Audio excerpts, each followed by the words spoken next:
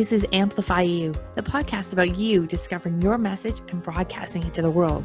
If you're a coach, author, or speaker, you'll want to tune in. If you're looking for the best return on your time investment to get your message out to the world in a bigger way, we're giving you full access and behind the scenes look of how we're running our podcast, how our clients have found success, and what you can do to launch your podcast today. The world needs your message. I'm Michelle Abraham, the host. Join my family as we unleash your unique genius and find the connections you need to launch your adventure today. Join us and let's get amplified.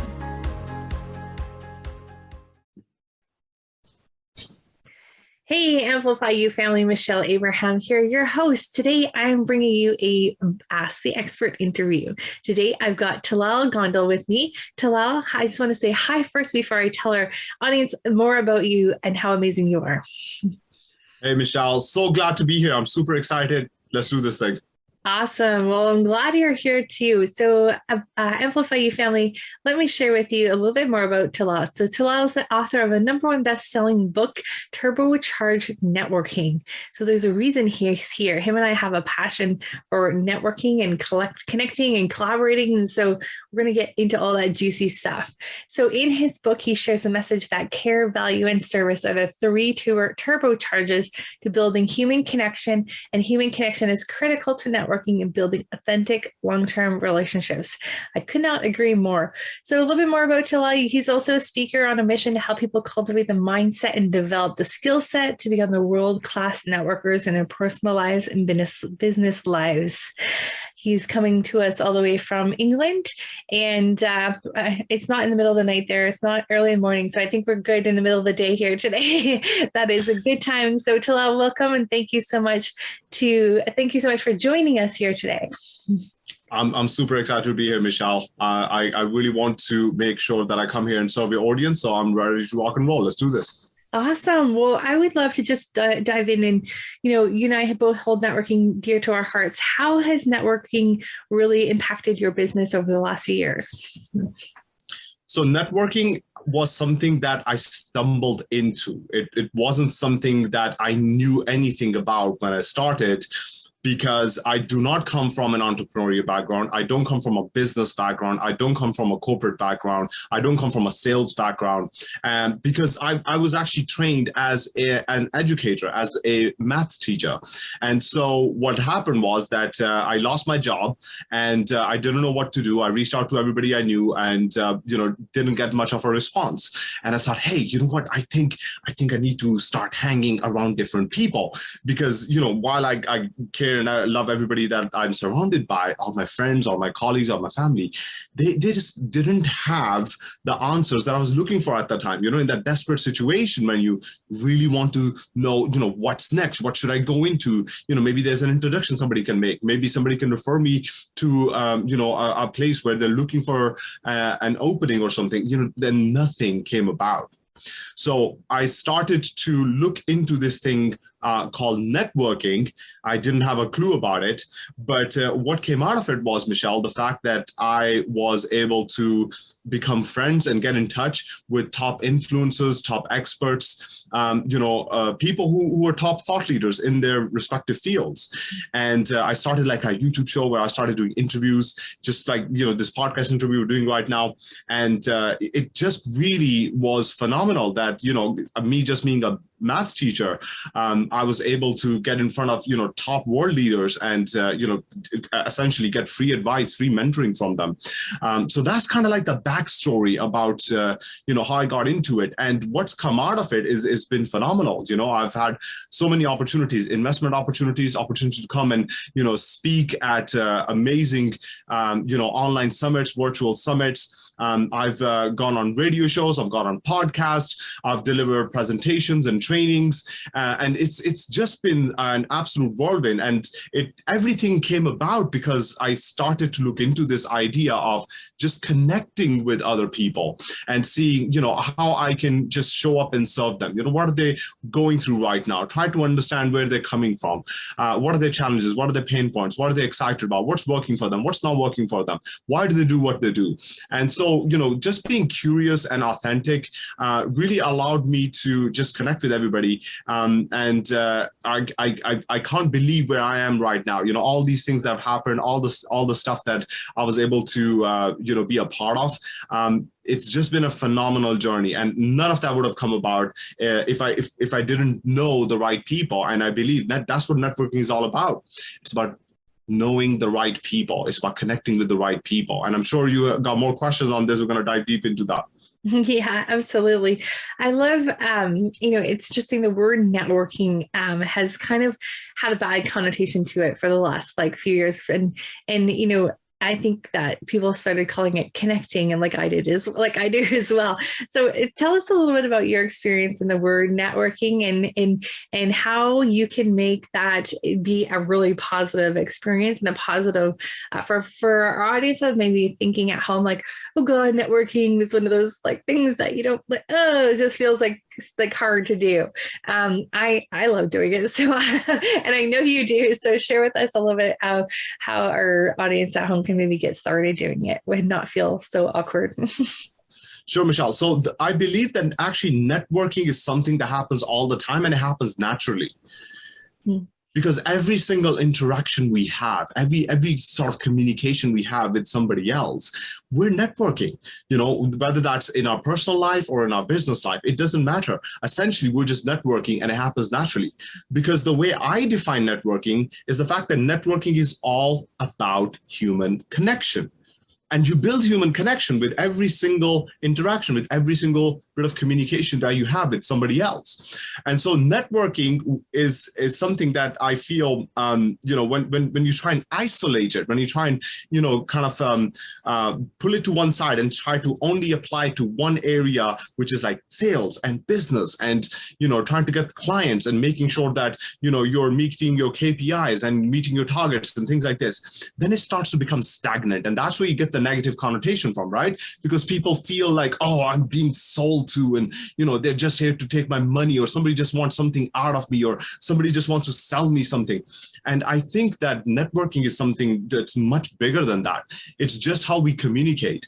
So when we focus on building human connection, it just changes how you actually view networking. And you just, as humans, we just want to connect with, other people. We just want to know what they're all about. We're naturally curious.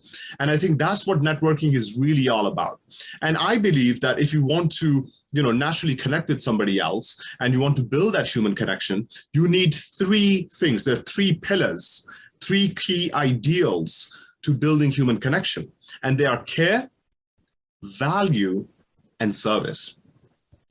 So if you come from a place of care, value, and service, you will naturally build human connection. You don't have to try and be somebody else. You don't have to put on a persona. You don't have to follow an agenda. You just naturally connect with people, right? And people see that. Something I refer to in my book is a piece of research from University of New South Wales, where they discovered that we have a very highly evolved sense of intuition. We can tell when somebody's faking it. We can tell when somebody's got an agenda. We can tell when somebody's trying to put something on. And we might not be able to voice it, but we can definitely sense it. And so everybody's shields go up. And so I feel that networking is a flow, because relationships are a flow. Right? Just like flowing water down a stream, down a river. That's what happens. It's natural. It's just a flow. You shouldn't have to force it. You shouldn't have to, try and, crowbar it into it. Like, today, this is networking time, and now I'm networking. You're networking all the time, man. It happens naturally. It happens organically. So that's my view on networking. And that's what the message behind my book is, that, it's about human connection. It's about care, value, and service. The three core ideals of care, value, and service, and they allow you to build human connection. I love it. Those are great. When you're out and about and networking in life, as you do, are there certain things that you're doing to nurture that relationship right after you meet someone? Yeah, absolutely. So when you meet somebody, I think the biggest thing is that you want to make sure you are being curious. You're being curious about them, right? You're more interested in them than trying to be interesting yourself. You're not really talking about yourself, because that's a big sort of thing that most people do. Oh, I do this, and then this happened, and then I went there, and then you just talk about yourself all the time. But then the reverse is also true. The other person also likes talking about themselves. So if you give them the chance, if you're naturally curious, you ask about who they are, why they are doing what they're doing, etc., you start to build that sort of rapport. Okay. And one big tick that I'll share here is, focus on things that are common, that you have in common, right? So, for example, you both might be into sports, or you both might like art, whatever it is. So try and focus on that to really drive the conversation deeper, because then you start to feel, a synergy, a connection that would probably not be there otherwise. And then once you've built that rapport, that then allows you to, start to work on that relationship and that long-term relationship. And like you say, how do you nurture that relationship?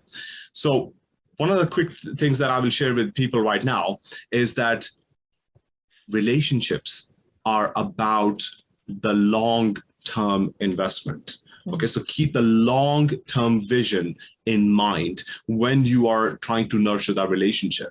And the best way that I have found to nurture that relationship is to just show up in the moment, okay, and just be curious, find out what's happening in their world. So that's the first pillar. Care. You're showing up curious. You're showing up, genuinely caring about the other person. You really want to, show them that you're trying to invest in the relationship. The next part is value. So once you know what's happening in their world, what are they working on, etc., what they're finding exciting, what are the challenges, what are the pain points, you then try and find a way to add value to them. What can you do to serve them? Okay. And it doesn't have to be anything big, Michelle. People think that it has to be something absolutely groundbreaking. No, you might want to just send them, a message saying, hey, I know that, your family has just gone through this difficulty. Maybe they had COVID, and, I just wanted to reach out to you. And I just wanted to say that, hey, I hope everything is well. I'm here if you need anything. And I hope everything is well. And so you just, having a positive impact on somebody's day. So it doesn't have to be anything groundbreaking. Maybe you share a book, maybe you share an article with them. Maybe you just make an introduction, right? Doesn't have to be anything groundbreaking. And so you show up in the moment, you try and find a way to add value to them. And the final part to that is service, right? So service is where you really show, where you demonstrate through your actions, not just your words, because, we know words are cheap. People make promises and then they don't follow through. Right. So service is about follow through. It's about making sure that you have a process in place to actually do that follow through, to make sure you do serve them, and not just for the moment, but you constantly show up and do it again and again and again. So here's the important principle I'm going to share with everybody that I talk about in my book. It's the idea of disproportionate value. Right? The other person receiving disproportionate value, because, they suddenly don't have to go and make 100 different relationships. They can just make one relationship with you. They can just make one connection with you. They can just know one person, which is you. And then over the long term, they get so much value out of just that one relation, because you're constantly trying to show up and add value to them, right? Trying to serve them. Even your past clients, right? You just call them up. You're just like, hey, I just couldn't stop thinking about you. You're just on my mind, and I'm just leaving you this message to find out, what's new with your life. Haven't spoken to you in a while. How are the kids, how are the family, etc. And I'm just wondering, since the sale or since we last spoke, how can I best serve you right now? Is there anything else that we can do for you? Is there any way that we can improve our service? Is there anything else that you need from us? Right? And so that's it. Sometimes that's all it takes. Right? So it's the idea of disproportionate value, because I can guarantee that not a lot of people keep the long-term vision in mind when they're trying to build a connection, when they know somebody, when they connect with somebody for the first time. So there's just that in the moment and then they're off. But if you have, and I'm going to stress this, if you have a process in place, then that is the biggest leverage point you have towards nurturing those relationships over the long term. Right. I love that you said that. I was just thinking the other day, we connect people to speak on podcasts all the time. And I was like, I wish I had a database of all the people I had met who have podcasts or are interesting, because then I can just go look at it and then be like, okay, here, I can connect this person to this person and all those kinds of things. And so do you have like a specific process when you meet people that you follow up at a certain cadence afterwards and connect with them on a certain cadence? Yeah, so I think, first of all, I would say that having a process is very important. You need to have a process in place, right? Because otherwise it will just fall through the cracks, right? People fall through the cracks, you keep track of who's who and, how you connected with them and etc. So you want to have a process in place. And you also want to have a follow-up process, like, at what time you want to get in touch with them, and how regularly do you stay in touch, etc. And so two things I will mention. Number one is that you want to make sure that you put people in the right category in your network. Okay. And so what I mean by that is, for example, the level A, okay, level 1 or level A, whatever you want to call it, is the people who are closest. That's your inner circle, right? That's your power base. That's everybody that you know that you want to keep close because they're super important to you, right? For your business, for your personal life, whatever it is, right? That could be your team, your clients, your coaches, your mentors, your family, your, whoever. Like, you want to keep these people super close, right? And you stay in touch with them absolutely regularly, okay? Then the next sort of section could be, level 2 or category B. And these are people who are important. You need to know them. You want to stay in touch with them, etc. But you don't have any immediate reason to be in touch with them, right? Okay. So they can be the next level down, which is, the next category, level 2 or category B. The level C is people who are kind of like, casual acquaintances. You kind of get in touch with them. You stay in touch, from time to time, but it's not important. It's not critical. Okay. So that could be category C. And then I would say there's another level, level 4, category D, where basically everybody you meet kind of falls into the category and gets filtered into one of the other 3. Mm-hmm. Right. So that's a good sort of, simple system to have, simple system to follow. Okay. And then in terms of follow through with each category, based on the importance, you will have different steps for follow through. Right. Now, in terms of how you actually, what system you use, etc. And there's so many things, like, there are advanced CRMs and, there's databases and all sorts of other stuff. And hey, if that works for you, go for it. If you want to make an investment in this, go for it. But I am a big fan of simplicity. So what I advise people is that, have something that works for you. Okay, your own system. It doesn't have to be a, specific CRM or database or, piece of software, whatever. It just has to work for you. It could be a spreadsheet. It could be a simple spreadsheet. You just set it up, right? That's cool. But there are other, awesome things you can look at as well. The Brain, for example, that's an amazing piece of software. If anybody wants to go explore that, that's amazing. Somebody introduced me to that and I became a fan. And there's so many other, networking tools and websites out there that people can go and check out. But mainly it's just something that works for you. I think that's the most important thing, because you can have the best thing in the world, but if it doesn't work for you, it's useless. Yeah. Or if it's just sitting there empty, you don't actually utilize it. Yeah, exactly. It doesn't work. So Amy can just even start with a spreadsheet or something as simple as that and check in. Do you have a preferred cadence that you follow up with people in the certain categories? Like in level B, like you follow up with them once a week kind of thing, or check in with them once a week? Yeah. So, sorry. My throat's getting dry. So one of the things that I advise people is that when you are putting people into categories, first of all, don't keep those fixed. People can move between categories, a fluid thing, right? Based on circumstances, based on situation, etc. That's the first thing. The second thing is that when you have, one category like category B, category C, category A, whatever, setup you want to have. And this is just one example that I use. This is a simple one, right? Like, you can build more intricate systems if you want to, but this is just a simple one. So when you have that, what I really want you to focus on is that the actual communication you're going to have, okay, as long as it's consistent over time, That will yield you more results rather than actually, just saying, okay, category B people, they're important, so I need to stay in touch with them. So, I'm going to try and message them, let's say, once a month, for example. Okay. So you need to have a strong follow-up system in place. So category B people, for example, it could be that, once a month, and this is a cool one, just leave a short voice message on WhatsApp. Right. And then with a follow-up, type a short message and say, hey, just left you, a message on WhatsApp. And so when you get a chance, have a look. We'd love to hear from you. I've got a couple of ideas that I want to bounce off you. That's it. Okay. But that initial thing that, they have a voice message and they have, the written message as well. It basically gives you multiple, levels of attack. So the other person will pick up, the actual worded message or the actual recorded message, 15 seconds, 20 seconds, whatever you left the message as. And then that will be a prompt for them to get back to you, right? And you're actually, kind of leading them from one to the other, right? Hey, I've just sent you this message. You can drop a quick email, drop a quick DM on LinkedIn or something, etc.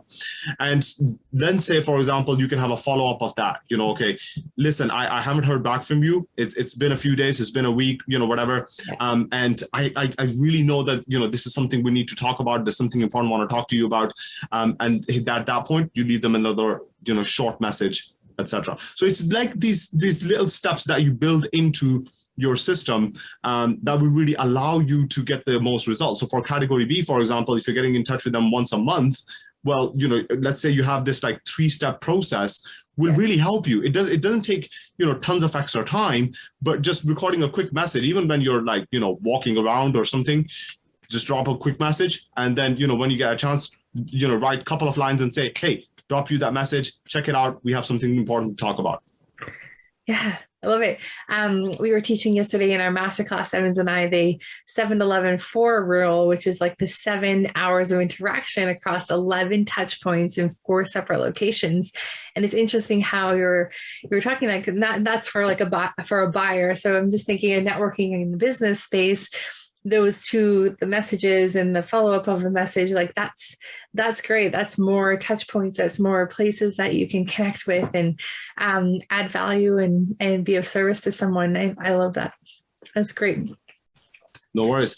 I honestly think that, when you are trying to nurture relationships, it can really be a big drain on your time and your energy and your brain power, right? Your thinking process. So just keep it simple, right?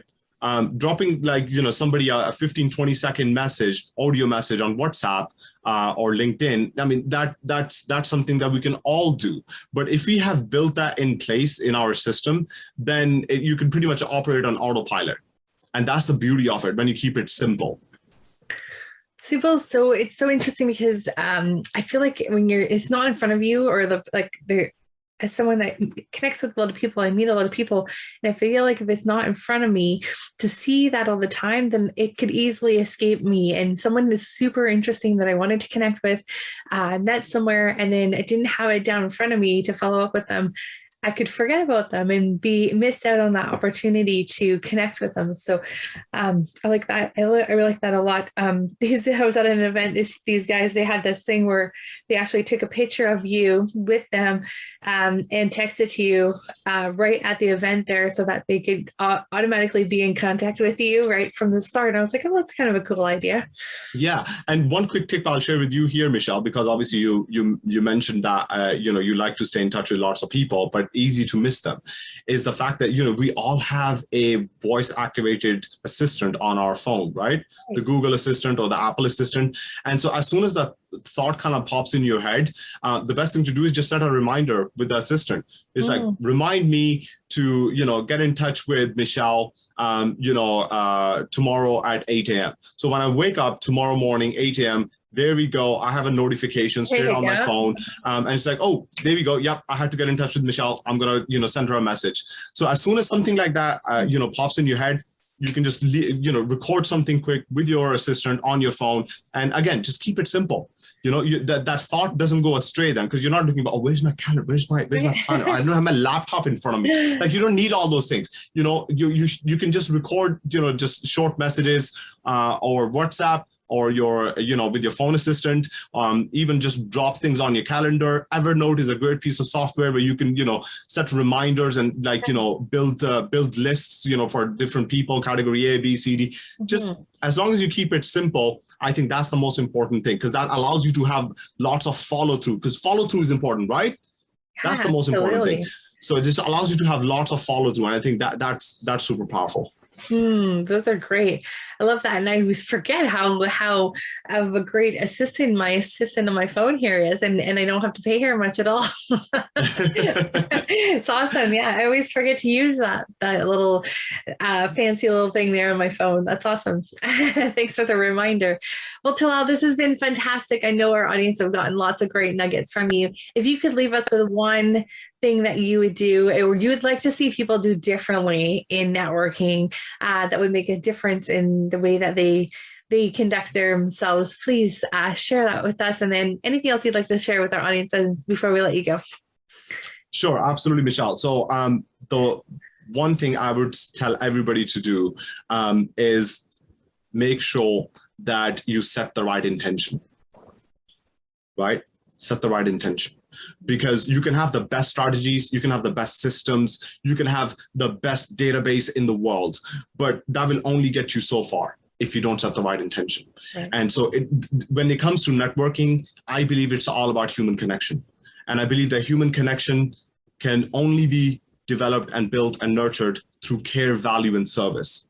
So if you come from a place of care, value, and service consistently over a long period of time, how can you fail? True. Very true. I've built my business along the way on those principles, and it served me very well. And I just love, it's just like the people in your network are just so cool. When you lead with those things, I think you just, have such an interesting and amazing network that you're surrounding yourself with all the time with, I hear people all the time say, oh, I wish all the negative people would get off of Facebook, or, all this negativity. And I'm like, I don't see any of that, because the people I've chosen to surround myself with are not like that at all. Absolutely. Yeah. Absolutely. Yeah. It's about the right intention, and then the right intention will set you on the right path. So definitely, we can, go deeper into some of this stuff. Obviously we're running out of time, so that's fine. But really the idea of care, value, and service is so important, I believe, because they talk about, I relate to a larger framework, on care, value, and service. And that's all to do with your heart set, your mindset, and your skill set. Essentially it's those three things together that allow you to really go and build human connection, nurture those relationships. The thing that I will share with people is that obviously, all of this is in my book. Right. The main message behind my book is about human connection and care values. Obviously, I share strategies and tactics in there as well. And they also get access to, 20 other people, 20, of the top thought leaders, top experts from their fields have also contributed to the book. Right. Cool. So they get insights from those guys as well. But, it all starts with intention. It all starts with your heart. Right. But if you have the right intention, you have your heart in the right place, then everything works out for you. Awesome. I love it. So Tallal, where can we find your book? My book is available on Amazon. People can also go to www.turbochargednetworking.com, and they can learn more about the book there and have a bit more of a deeper dive. If anybody wants to actually connect with me, best place to do is through LinkedIn, because I hang around on LinkedIn. Great. Okay. Well, awesome, Tallal. Thank you so much for being here with us today. It's been so great to chat with you. And guys, go check out his book, go buy his book, and then reach out on LinkedIn and say you read his book and leave him a review. That would be so awesome, right? So all the more things you can do, leading with service and care and value. So thank you so much, Tallal, for sharing all your wonderful nuggets with us today. Thank you, Michelle, for having me. And for people in the audience, I would say that Michelle comes and serves you every single time. And so I think the best thing we can do to say thank you to Michelle is to make sure that we actually leave her a review and also make sure that we subscribe and we share these conversations with people who are close to us, because I'm sure there's lots of people close to us who need to hear this. So spread this message, spread these conversations with other people, because Michelle comes here and serves us every single time so powerfully. I think that's the least we can do. So I'd strongly, urge everybody to do the same. Thank you, Tallal. So great to see you. Till next time, Amplify You family, go out there and be wonderful. Remember, your uniqueness is your genius.